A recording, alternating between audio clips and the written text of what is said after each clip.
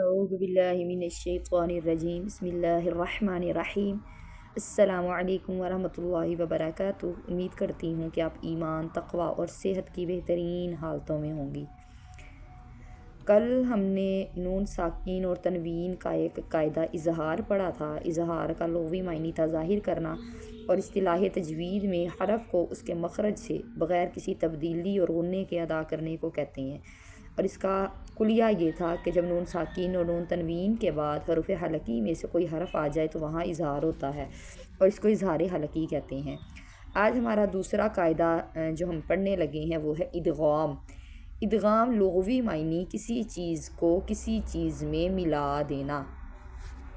اصطلاح تجوید میں ایک ساکن حرف کو، یعنی ایک حرف ہے اس پہ جزم لگی ہوئی ہے، اس کو دوسرے متحرک حرف میں، یعنی جس پر زبر زیر لگی ہوئی ہے، اس طرح ملانے کو کہتے ہیں کہ دونوں حروف ایک مشدد حرف پڑھا جائے۔ جیسے مر ربک، میم نون زبر من، نون پہ جزم ہے اور را پہ شد ہے، تو مر ربک۔ اب اس کا کلیہ جو ہے وہ یہ ہے کہ جب نون ساکین اور نون تنوین کے بعد حروف یرملون، اب یہ لفظ یاد رکھ لیجئے گا، آسانی کے لیے ایک مجموعہ بنا دیا گیا ہے۔ حروف یرملون یعنی یا، را، میم، لام، واو، نون، یرملون یاد رکھنا ہے، ٹھیک ہے۔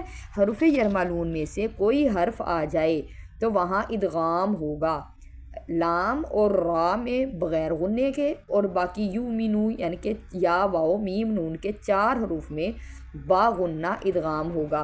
یعنی آپ نے یہ دیکھنا ہے کہ نون ساکین اور نون تنوین کے بعد حرف یا آ جائے، یا را آ جائے، یا میم آ جائے، یا لام آ جائے، یا واو آ جائے، یا نون آ جائے، تو اس صورت میں ادغام کریں گے، لام اور را میں غنہ نہیں کریں گے، باقی 4 لفظ یؤمنو میں غنہ کریں گے۔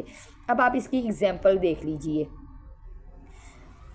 یا کی اگزامپل دیکھیں، نون ساکن کے بعد یا آ گئے، من یفعل، نون ساکن کے بعد لام آ جائے، علم، نون ساکن کے بعد را آ جائے، مر ربک، دیکھیں ادھر ہم غنہ نہیں کر رہے، ٹھیک ہے، ہم نے من یفعل میں غنہ کیا تھا لیکن علم اور مر ربک میں غنہ نہیں کیا۔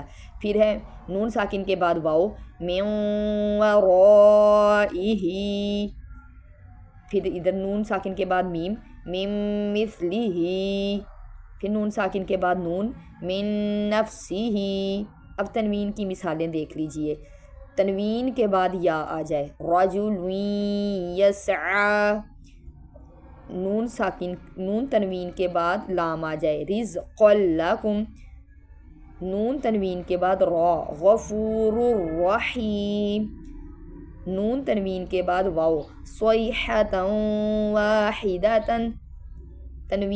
نون تنوین کے بعد میم، کثیر من، تنوین کے بعد نون، سلطانا نصیرا۔ جی آج کا ہمارا سبق اتنا ہی ہے۔ آپ نے اس حروف یرملون کو دیکھتے ہوئے ادغام کی ہر لفظ کی ایک ایگزامپل نون ساکن کی اور ایک ایگزامپل نون تنوین کی جو ہے وہ مجھے لکھ کے دکھانی ہے۔ السلام علیکم ورحمۃ اللہ وبرکاتہ۔